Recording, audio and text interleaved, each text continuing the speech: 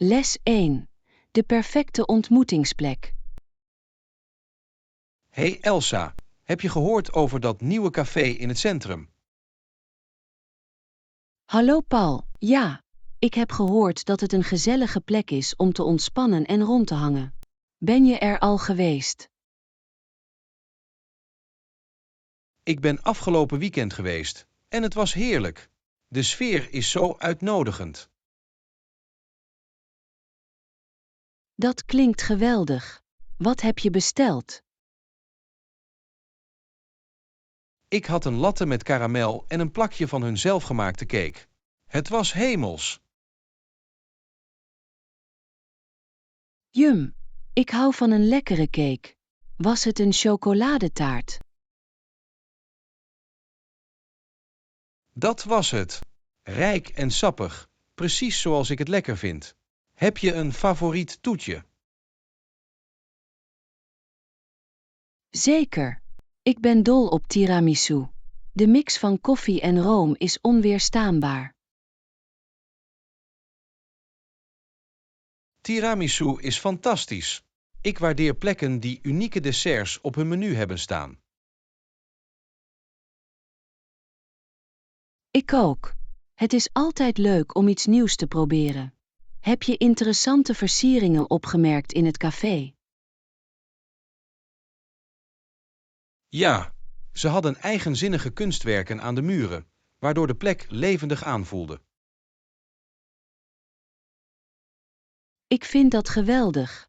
Het voegt karakter toe en zorgt voor geweldige gesprekstarters. Precies. Uiteindelijk heb ik met een vreemde gepraat over een van de schilderijen. Dat is geweldig. Cafés kunnen zulke sociale centra zijn. Heb je nieuwe vrienden gemaakt? Niet helemaal, maar het was een leuke interactie. Ik denk dat ik terugga en kijk of ik meer mensen kan ontmoeten. Klinkt als een plan. Een gezellig plekje kan echt helpen om samen met anderen het ijs te breken. Zeker. Laten we eens samen gaan. Het is een geweldige manier om tot rust te komen. Les 2. Verhalen over koninklijke veerkracht. Hey Elsa, heb je het laatste nieuws over de koninklijke familie gevolgd? Hallo Paul, ja. Het is fascinerend hoe ze omgaan met zowel gelukkige tijden als uitdagingen. Zeker. Ik vind het intrigerend hoe ze ondanks de problemen van de tsaar hun imago behouden. Het is net een drama uit het echte leven.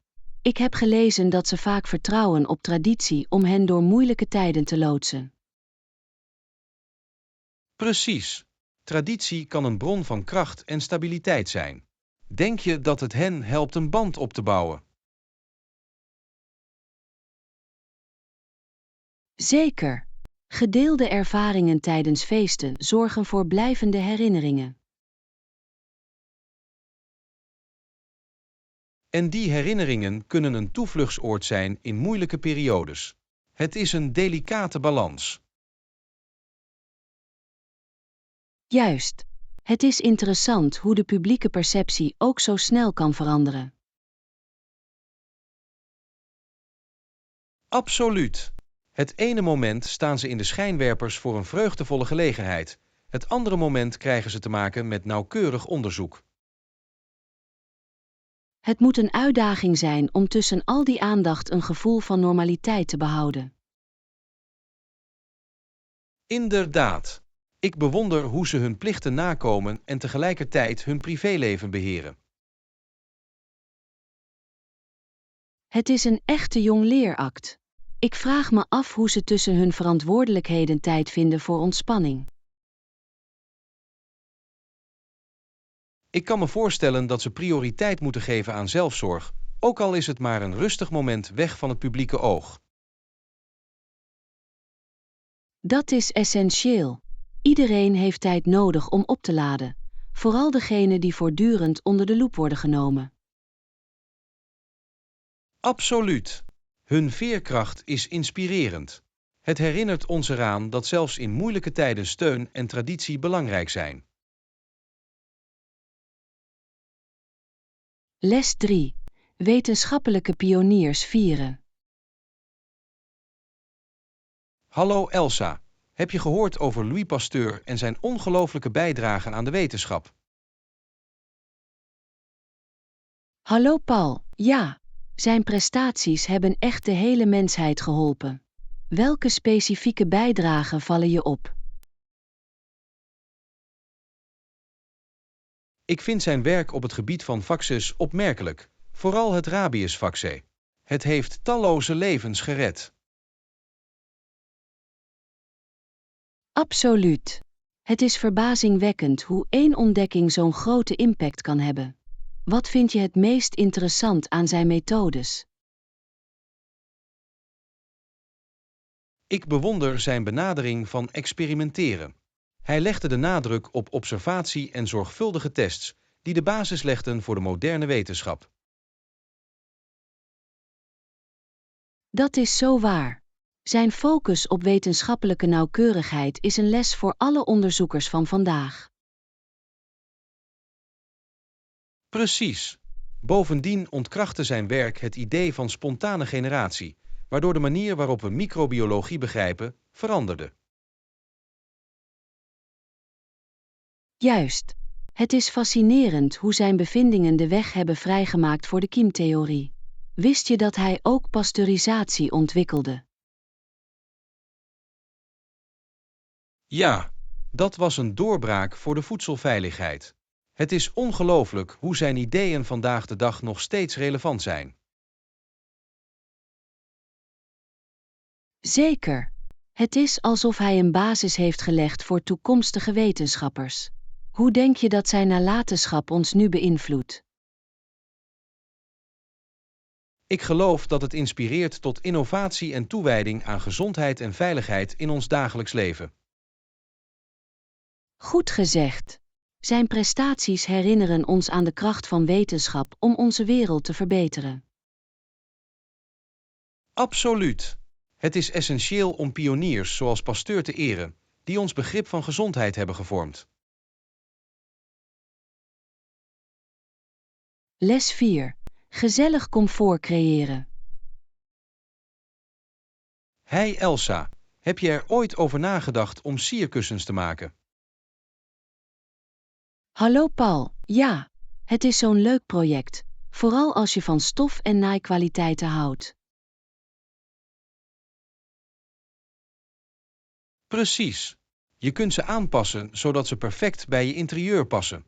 Welke patronen vind je leuk? Ik ben dol op bloemenprints. Ze geven elke kamer een vrolijk tintje. Hoe zit het met jou? Ik geef de voorkeur aan geometrische ontwerpen. Ze geven een moderne uitstraling en kunnen behoorlijk opvallend zijn. Dat is een geweldige keuze. Heb je ooit geprobeerd verschillende stoffen te mengen voor een unieke look?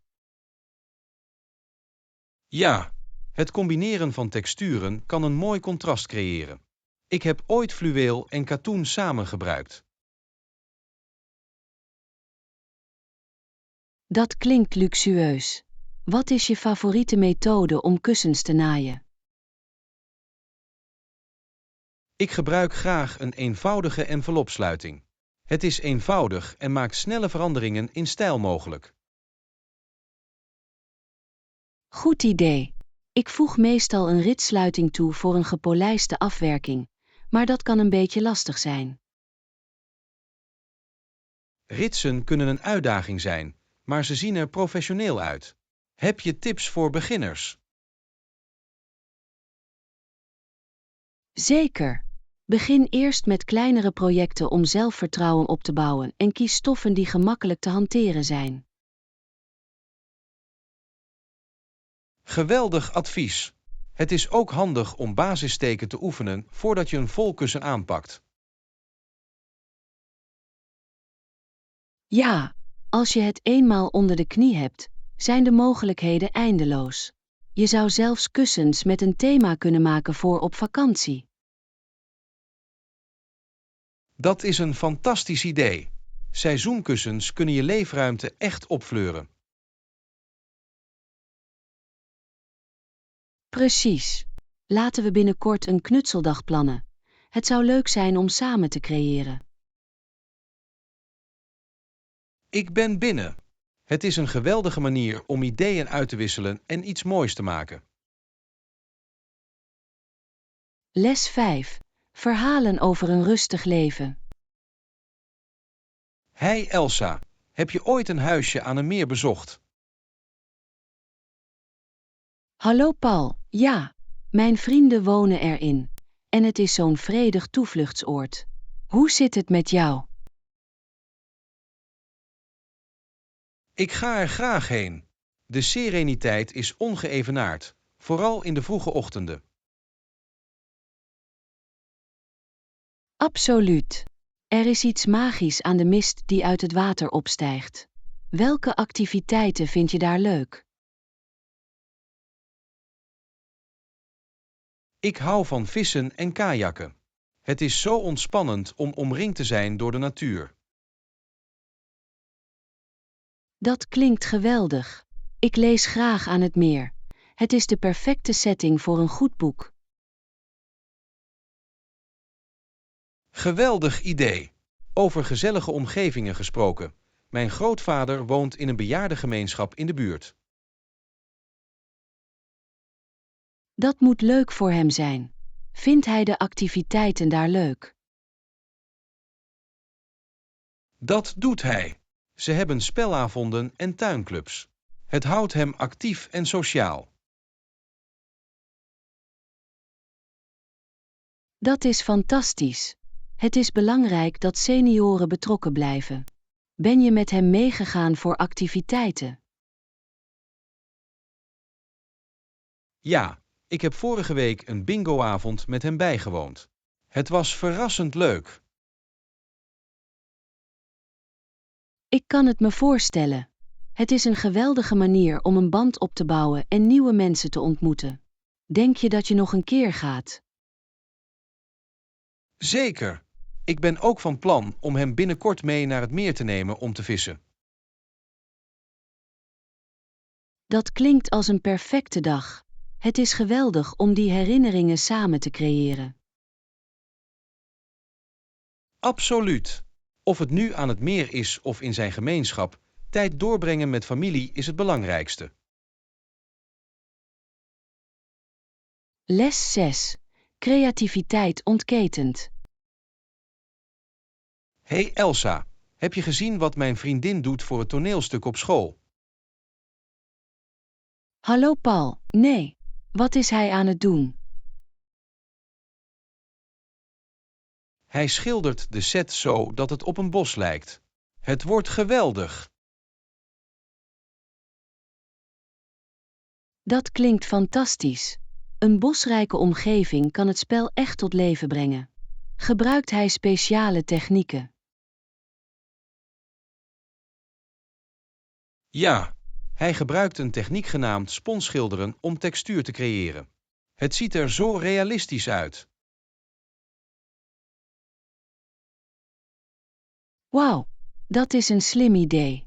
Over creativiteit gesproken. Mijn vriendin Marie vindt het heerlijk om make-up op te doen voor evenementen. Oh, dat is leuk. Heeft ze een favoriete stijl die ze graag creëert? Dat doet ze. Marie houdt van stoere looks met felle kleuren. Het is als een kunstwerk op haar gezicht. Dat is inspirerend. Ik bewonder mensen die zich kunnen uiten door middel van make-up. Absoluut. Het is een vorm van zelfexpressie, net als schilderen. Heb je ooit make-up geprobeerd? Een beetje. Ik heb ooit geholpen met een Halloween-kostuum. Schmink aanbrengen was een hele ervaring. Ik durf te wedden.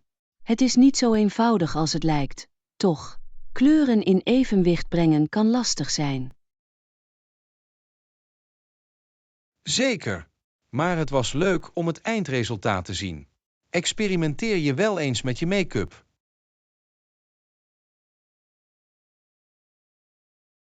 Doe ik.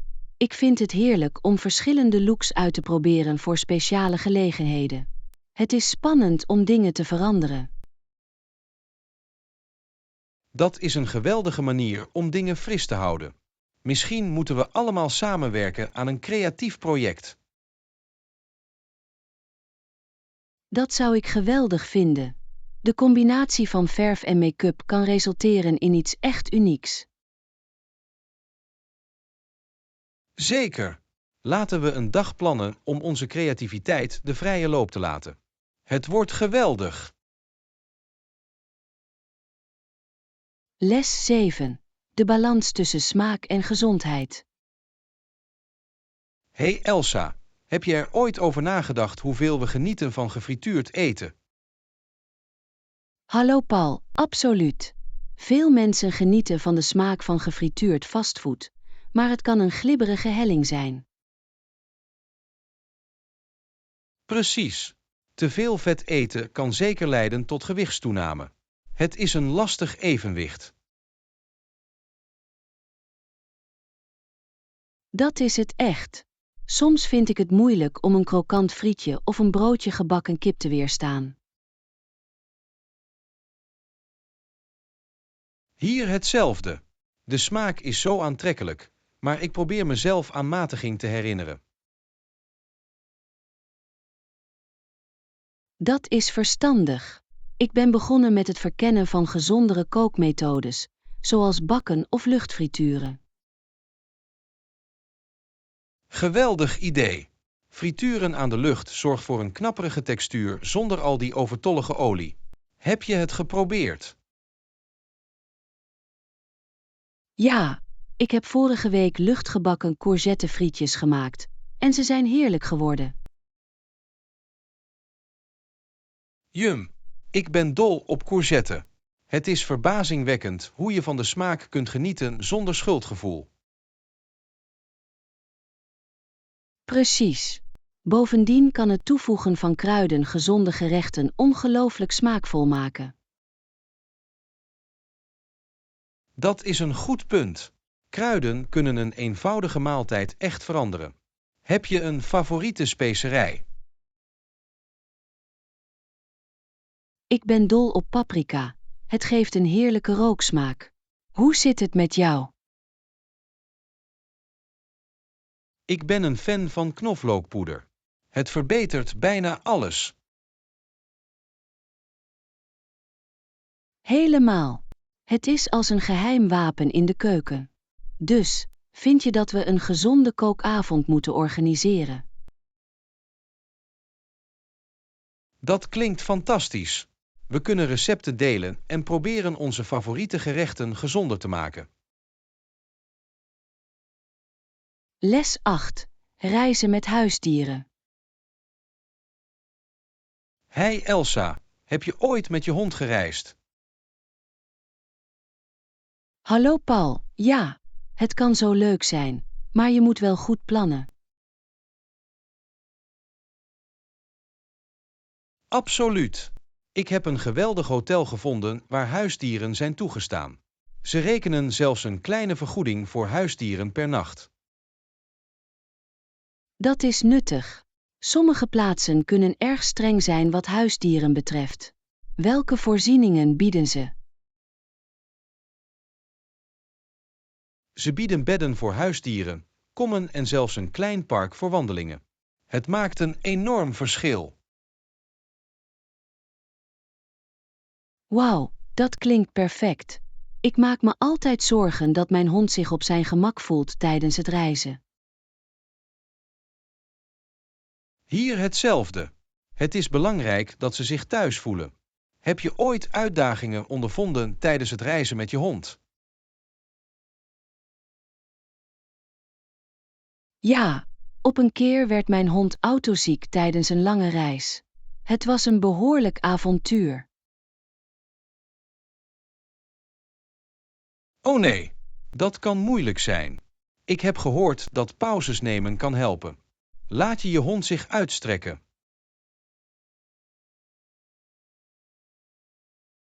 Zeker.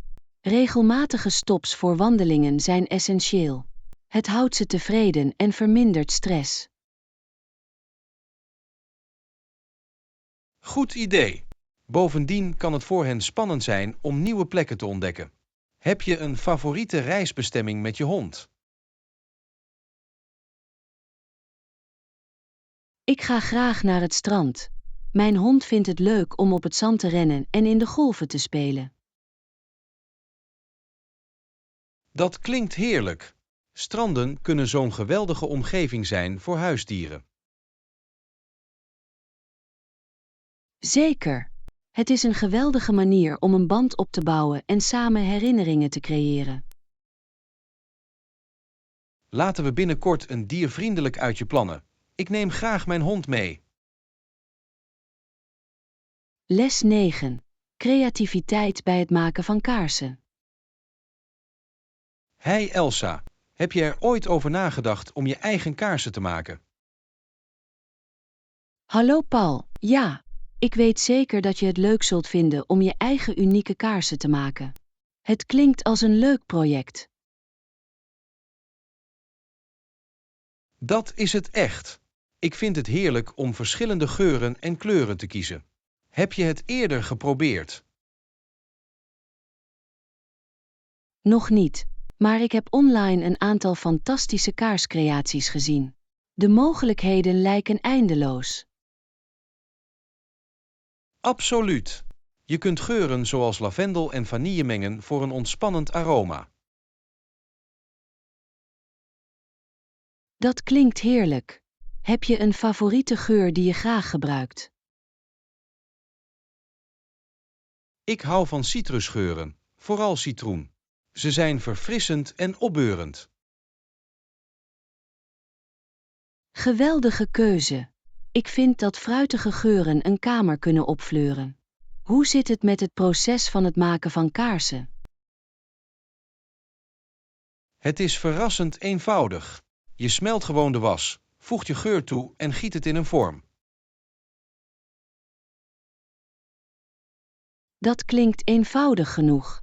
Gebruik je speciale apparatuur. Gewoon een dubbele boiler en wat mallen. Je kunt zelfs oude potten gebruiken om te recyclen. Dat is een uitstekend idee. Het is zowel creatief als milieuvriendelijk. Precies. Bovendien zijn zelfgemaakte kaarsen geweldige cadeaus.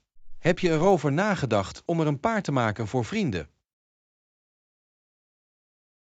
Ja, ik denk dat ze de persoonlijke benadering op prijs zouden stellen. Het is leuk om iets handgemaakt te geven. Zeker. Laten we een dag plannen om kaarsen te maken. We kunnen experimenteren met verschillende geuren en ontwerpen. Les 10. Familieavonturen wachten op je. Hey Elsa, ben je enthousiast over onze reis met het gezin? Hallo Paul, absoluut.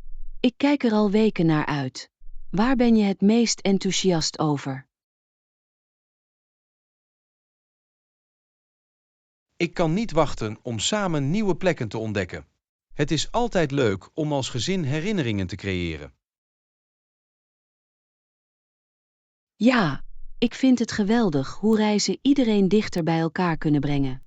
Heb je speciale activiteiten gepland? Ik dacht dat we in de bergen konden wandelen en misschien konden picknicken aan het meer. Dat klinkt perfect.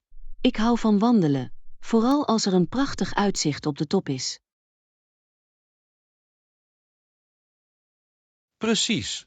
Bovendien geeft een picknick altijd een leuk tintje aan een dag buiten. Welke snacks wil je meenemen?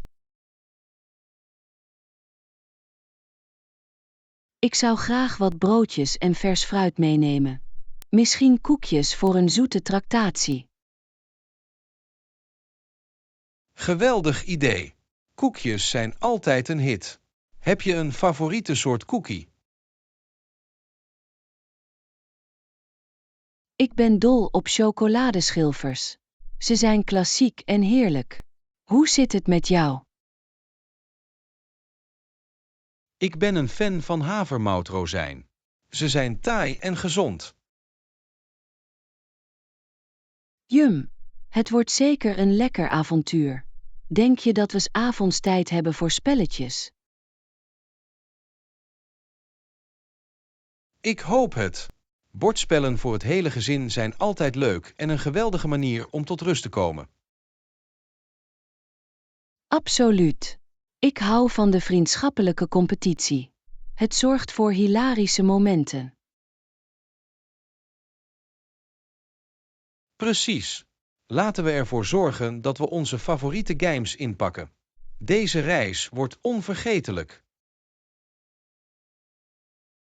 Les 11. Het geschenk van handgemaakte schatten.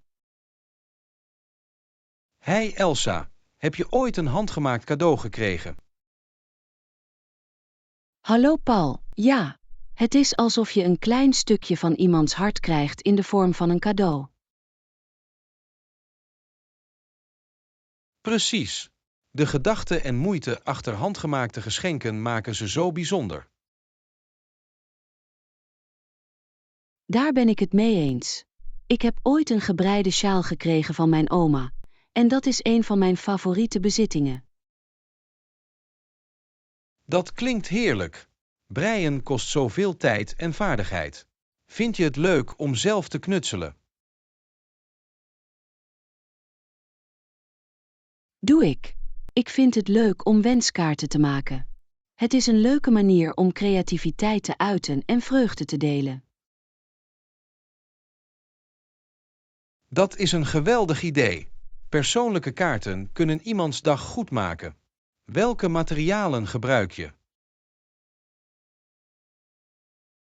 Ik gebruik gekleurd papier, stiften en soms versieringen zoals stickers of linten. Klinkt kleurrijk en leuk. Ik heb een aantal geweldige handgemaakte kaarten online gezien. Ze kunnen behoorlijk artistiek zijn. Absoluut. Het is inspirerend om te zien wat anderen creëren. Heb je ooit iets speciaals gemaakt? Ik heb ooit een fotoalbum gemaakt voor de verjaardag van een vriend, vol herinneringen en notities. Dat is zo'n attent cadeau. Het moet veel tijd hebben gekost om alles te verzamelen. Dat deed het, maar het was de moeite waard om hun reactie te zien. Handgemaakte cadeaus zorgen echt voor blijvende herinneringen. Zeker. Laten we binnenkort een knutseldag plannen en wat cadeautjes maken voor onze vrienden. Dat zou ik geweldig vinden. Het zal een geweldige manier zijn om onze creativiteit te delen en vreugde te verspreiden. Les 12. Onderhandelingen navigeren. Hey Elsa, heb je ooit moeten onderhandelen over een deadline op het werk? Hallo Paul, ja. Het is belangrijk om indien nodig te onderhandelen over een redelijke verlenging van de termijn. Precies. Ik had onlangs een project dat meer tijd vergde dan ik aanvankelijk had ingeschat. Dat is normaal. Hoe heb je je manager hierover benaderd? Ik heb me voorbereid door de redenen voor de verlenging en de voordelen van meer tijd te schetsen. Slimme zet. Duidelijke communicatie maakt een groot verschil. Waren ze het daarmee eens? Ja, ze waardeerden mijn eerlijkheid en stemden in met een nieuwe tijdlijn. Het voelde geweldig om gehoord te worden. Dat is fantastisch. Bovendien, hoe gaat u gewoonlijk om met betalingsvoorwaarden tijdens onderhandelingen? Ik denk dat het cruciaal is om duidelijk te zijn over de verwachtingen. Door eerlijk te zijn, Voorkom je later misverstanden. Absoluut. Ik stel graag flexibele betalingsmogelijkheden voor. Het kan het proces voor beide partijen vergemakkelijken. Geweldig idee! Het aanbieden van een betalingsplan kan erg aantrekkelijk zijn, zeker voor grotere projecten. Ja, het laat zien dat je bereid bent om samen te werken. Ben je ooit uitdagingen tegengekomen? Zeker! Soms verwachten klanten onmiddellijke resultaten, maar ik leg de nadruk op kwaliteit boven snelheid. Dat is een verstandige aanpak. Kwaliteit leidt vaak tot betere relaties op lange termijn. Precies. Het opbouwen van vertrouwen is essentieel bij elke onderhandeling. Laten we eens samen onze onderhandelingsvaardigheden oefenen. Les 13. Modevondsten en prijzen. Hey Elsa, heb je die nieuwe kledingwinkel in het centrum bekeken? Hallo Paul, ja, ik was er vorige week. Ze hebben een aantal prachtige stukken. Ik heb gehoord dat ze een breed scala aan stijlen aanbieden. Wil je een prijslijst? Ja, dat zou nuttig zijn. Het kennen van de prijzen kan echt helpen bij het beslissen wat te kopen. Absoluut. Het is altijd goed om een budget in gedachten te hebben. Naar wat voor kleding ben je meestal op zoek? Ik vind het heerlijk om unieke tops en comfortabele jurken te vinden. Ze zijn veelzijdig voor verschillende gelegenheden. Geweldige keuze. Ik ben vaak op zoek naar jassen en schoenen. Ze kunnen een outfit echt naar een hoger niveau tillen. Ja, accessoires kunnen ook een groot verschil maken. Heb je een favoriete accessoire? Ik ben een fan van sjaals. Ze voegen kleur en warmte toe zonder te omvangrijk te zijn. Dat is slim. Ik hou van opvallende kettingen. Ze kunnen een eenvoudige outfit transformeren. Precies. Het is leuk om te mixen en matchen. Heb je favoriete items gevonden in die winkel? Ik vond een prachtige bloemenjurk die ik niet kon weerstaan. Perfect voor de lente. Dat klinkt heerlijk. Bloemenpatronen zijn altijd in stijl.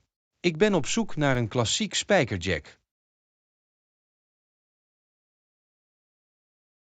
Met denim kun je nooit fout gaan. Het is tijdloos en past bij bijna alles. Zeker. Laten we binnenkort een shoppingtrip plannen. Ik zou graag samen de winkel ontdekken. Les 14. Buitenavonturen wachten op je. Hey Elsa, vind je het leuk om buiten te zijn? Hallo Paul, absoluut. In de natuur zijn is een van mijn favoriete dingen om te doen. Hier hetzelfde. Ik was van plan om dit weekend een wandeltocht te organiseren. Dat klinkt als een geweldig idee. Ik wil graag meedoen. Welke route heb je in gedachten? Ik overweeg degene die naar de waterval leidt. De uitzichten zijn adembenemend. Perfect.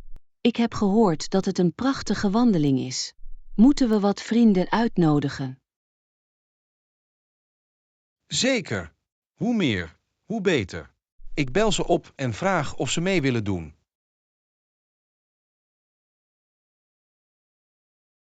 Geweldig.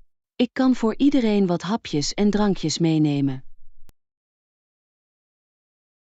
Geweldig. Een picknick bij de waterval zou fantastisch zijn. Welke snacks heb je in gedachten? Ik dacht aan sandwiches, fruit en misschien wat trailmix. Wat denk jij?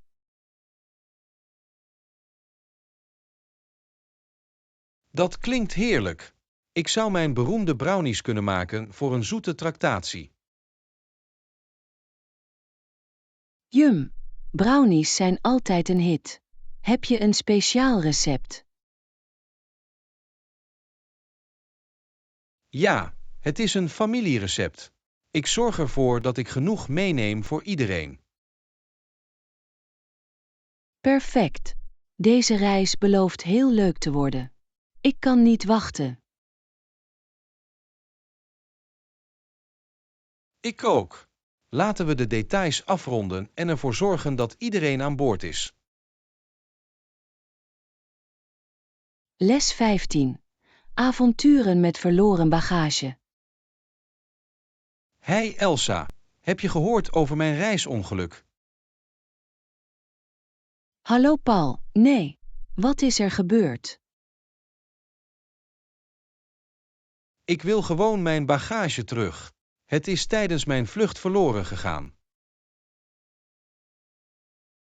Oh nee, dat is zo frustrerend. Heb je er met de luchtvaartmaatschappij over gesproken? Ja, ik heb een rapport ingediend en ze zeiden dat ze onderzoek doen. Ik hoop dat het snel verschijnt. Ik kan me voorstellen hoe stressvol dat moet zijn. Heb je iets belangrijks meegenomen? Gewoon mijn favoriete kleding en wat cadeautjes voor vrienden. Ik voel me een beetje verloren zonder hen. Dat is begrijpelijk. Het is altijd lastig als je spullen buiten bereik zijn. Precies.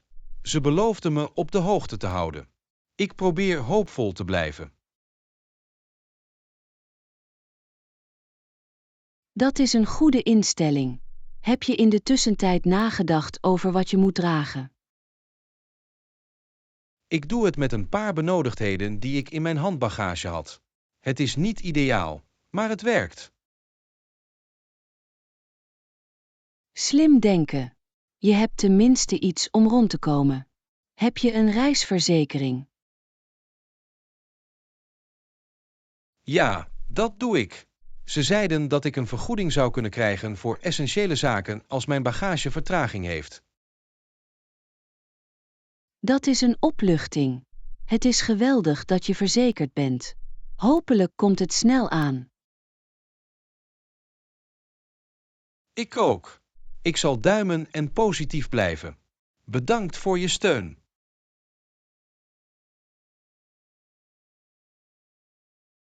Les 16. Kooktijdbeheer. Hey Elsa, hoe gaat het bereiden van het diner? Hallo Paul, het gaat goed. Ik ben net klaar met het bereiden van het gebraad. Perfect. We moeten het minstens 30 minuten laten rusten. Het helpt de sappen tot rust te komen. Geweldig idee. In de tussentijd kunnen we beginnen met de bijgerechten. Wat denk je dat we moeten maken? Wat dacht je van aardappelpuree met knoflook? Ze passen goed bij het gebraad. Jum, ik ben dol op aardappelpuree. Moet ik de aardappelen schillen terwijl jij de knoflook klaarmaakt? Klinkt als een plan. Ik pak de knoflook en begin deze te sauteren voor extra smaak. Uitstekend. Heb je kruiden die we kunnen toevoegen voor een frisse smaak? Ja, ik heb verse rozemarijn en tijm. Ze zullen de smaak prachtig versterken. Perfect. Deze maaltijd blijkt een waar feest te worden. Welk toetje zijn we van plan? Ik dacht aan een klassieke chocoladetaart. Het is altijd een publiekstrekker. Absoluut. Ik kan je helpen om het te bakken nadat we klaar zijn met het hoofdgerecht. Geweldig teamwerk. Dit wordt een onvergetelijk diner. Ik kan niet wachten om er samen van te genieten. Les 17. Culinaire creativiteit. Hey Elsa, probeer je vandaag een nieuw recept uit? Hallo Paul, dat ben ik. Ik volgde een recept dat ik online vond, maar ik besloot een beetje te improviseren. Dat klinkt spannend. Wat heb je veranderd? Ik had niet alle ingrediënten, dus heb ik wat kruiden vervangen. Ik hoop dat het goed afloopt. Vervanging kan voor smakelijke verrassingen zorgen. Wat voor gerecht ben je aan het maken? Ik maak een wokgerecht met kip en groenten. Het is meestal een hit in mijn huis. Jum, roerbakgerechten zijn zo veelzijdig. Wat voor soort groenten gebruik je? Ik heb paprika, broccoli en wortels. Ze voegen geweldige kleur en knapperigheid toe. Klinkt heerlijk. Voeg je een speciale saus toe? Ja, ik gebruik sojasaus en een beetje sesamolie voor de smaak. Het geeft het een leuk tintje. Geweldige keuze.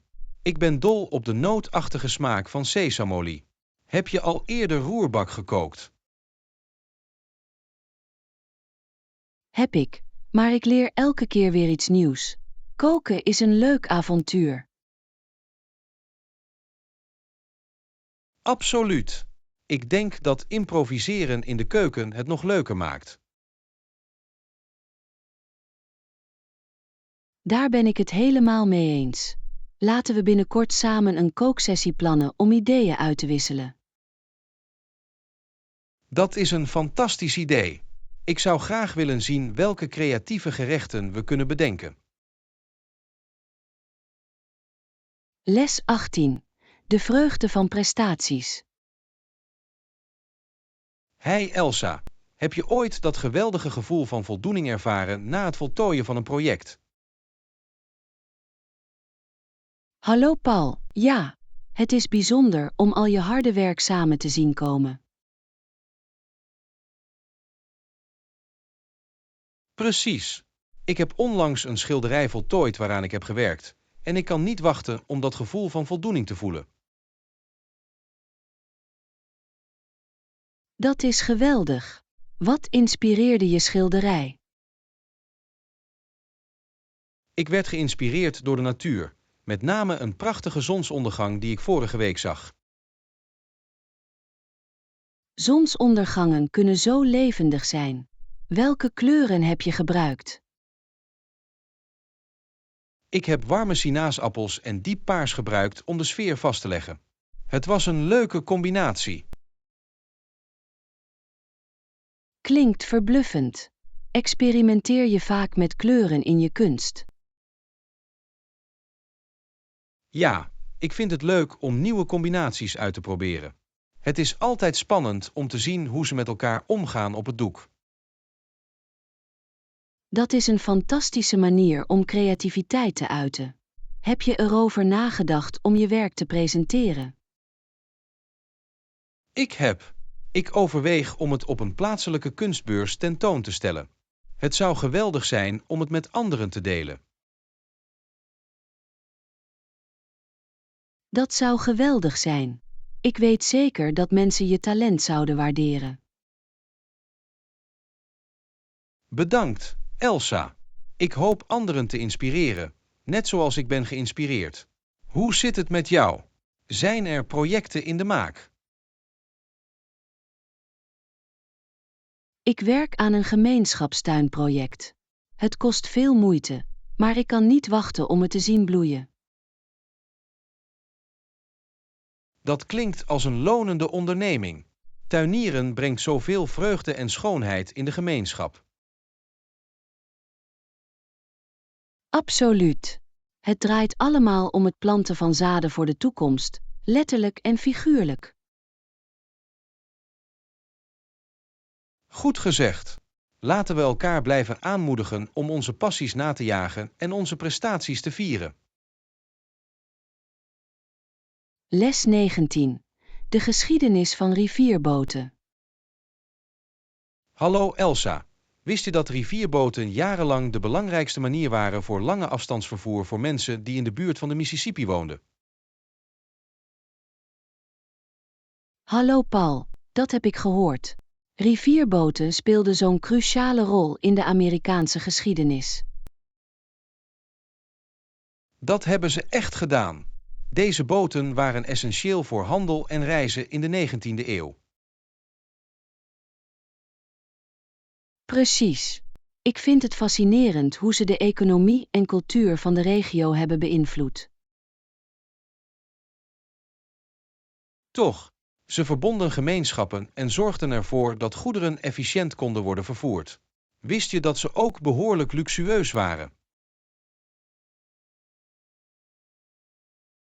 Ja, veel rivierboten hadden een elegant interieur, compleet met eetzalen en balzalen voor entertainment. Het is verbazingwekkend om te denken aan mensen die genieten van muziek en dansen terwijl ze de rivier afdalen. Ik kan me de sfeer alleen maar voorstellen. Denkt u dat riviercruises vandaag de dag nog steeds populair zijn? Dat zijn ze. Veel mensen maken graag schilderachtige cruises om de geschiedenis en schoonheid van de rivieren te ervaren. Dat klinkt heerlijk. Het is een geweldige manier om te ontspannen en tegelijkertijd over het verleden te leren. Absoluut. Bovendien kunnen de uitzichten langs de rivier adembenemend zijn. Ben je ooit op een rivierboot geweest? Nog niet, maar het staat wel op mijn bucketlist. Ik zou graag die unieke vorm van reizen willen ervaren. Je moet zeker gaan. Het is een mix van avontuur en geschiedenis die moeilijk te verslaan is. Les 20. Een perfecte picknickplannen. Hey Elsa, heb je nagedacht over wat we moeten meenemen voor onze picknick? Hallo Paul, ja. We moeten wat snacks, water en misschien een frisbee meenemen om mee te spelen. Geweldig idee. Snacks zijn essentieel voor een geslaagde picknick. Wat wil je meenemen? Ik dacht aan sandwiches en wat vers fruit. Ze zijn makkelijk mee te nemen en heerlijk. Perfect. Ik kan sandwiches met kalkoen en kaas maken. Ze zijn altijd favoriet. Jum. En wat dacht je van druiven en aardbeien voor een verfrissende tractatie? Uitstekende keuze. Ze zullen een lekker vleugje zoetheid toevoegen. Moeten we ook wat drankjes meenemen? Zeker. Ik denk dat limonade perfect zou zijn voor een zonnige dag. Akkoord. Het is zo verfrissend. Hoe zit het met games? Wil je nog iets meenemen?